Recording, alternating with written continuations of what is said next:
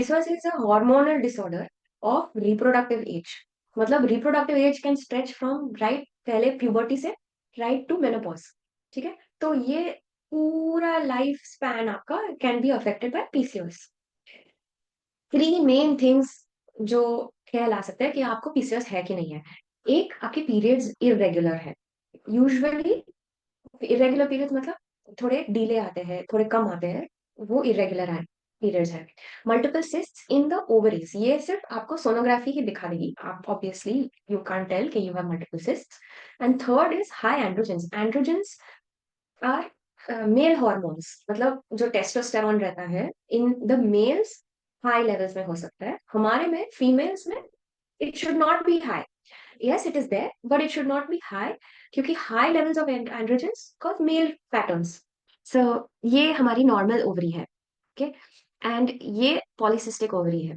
तो polycystic ovary, this entire thing, उसमें you can make out के बस ये obviously ये कितना मस्त स्मूथ अच्छा वाला दिख रहा है, and this is looking absolutely odd, ऐसे लग रहा है कि बहुत सारे बलून ऐसे चिपका हुआ है वहां पे। This is not normal, this is a polycystic ovary. Okay, इसमें कैसे हो जाता है ये, is because your eggs which are there is not normally the eggs grow in size, फिर वो ओव्यूलेशन हो जाता है, मतलब एग्स रिलीज हो जाता है और फिर वो कोलैप्स हो जाता है। पॉलिसिस्टिक ओवरीज में ये एग्स रिलीज ही नहीं होते हैं। एग्स रिलीज नहीं होते हैं मतलब वो रहता ही है वैसे ही, और वो सिस्ट बन जाते हैं। सिस्ट मतलब बलून, स्मॉल स्मॉल छोटे छोटे बलून, विच इज वाई ये पॉलिसिस्टिक ओवरीज का अपीयरेंस हो जाता है। Now I'm stressing on this is because this causes all your problems। ये जो बाहर नहीं आता है, जो ओव्यूलेशन नहीं होता है, इसकी वजह से पॉलीसिस्टिक ओवरीज बन जाते हैं। सेकंड, ये एग बाहर नहीं आता है तो आप प्रेगनेंसी में प्रॉब्लम हो सकती है। ये नहीं बाहर आता है तो आपके जो मेल हॉर्मोन्स है वो इंक्रीज हो जाते हैं। So basic problem is in the ovaries and which causes hormonal imbalances। Okay, so symptoms, हमारे पीरियड्स मिस होते हैं, इरेगुलर होते हैं, बहुत लाइट लाइट आते हैं। हेयर बहुत ज्यादा होता है चिन पे, चेस्ट पे, स्टमक पे, मिड लाइंस पे बहुत ज्यादा है।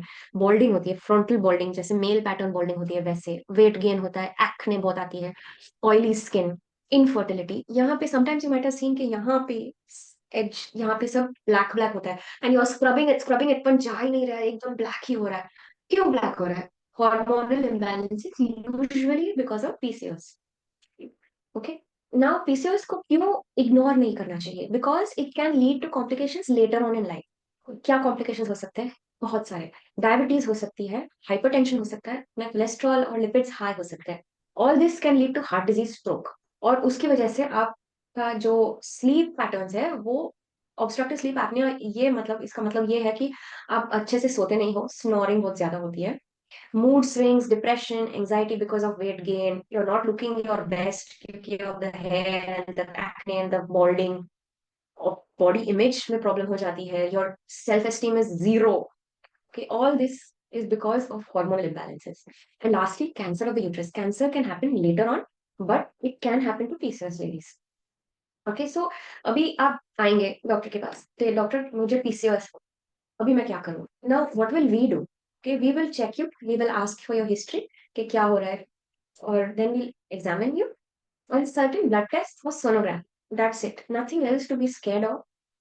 The treatment for this is main, most important is diet and physical activity। You have to stress on these two things because these two things are the mainstay of PCOS। अपनी diet control करो और activity increase करना। Even if you are thin and you are PCOS, और if you are little bit on the heavier side and you are PCOS, ये दोनों बहुत important है।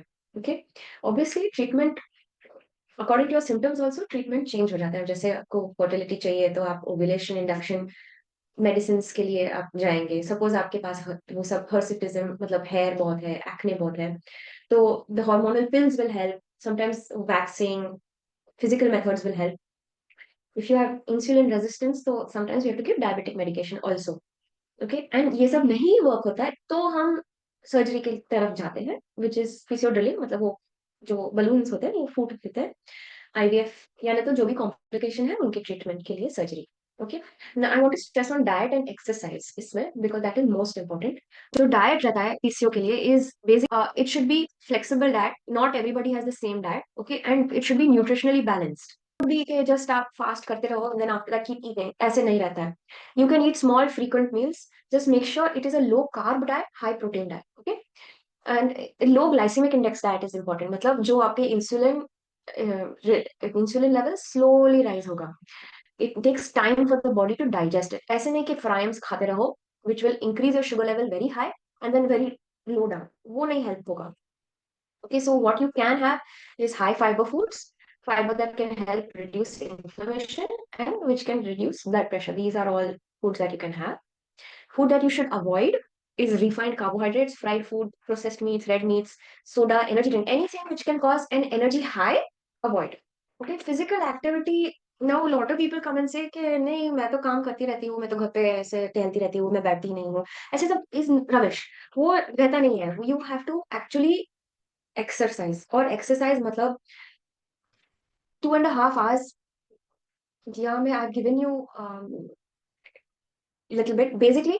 आपको exercise at least half an hour आप वॉकिंग से चालू करेंगे, every day half an hour walking, और फिर आप ये सब फॉलो कर सकते हो। But main important thing is जो आप डेली एक्टिविटी कर रहे हो उससे ज्यादा करना है। ओनली देन विल यू, आपकी बॉडी में फिटनेस आएगी, आपकी बॉडी में ताकत आएगी to fight the hormonal imbalances in your body.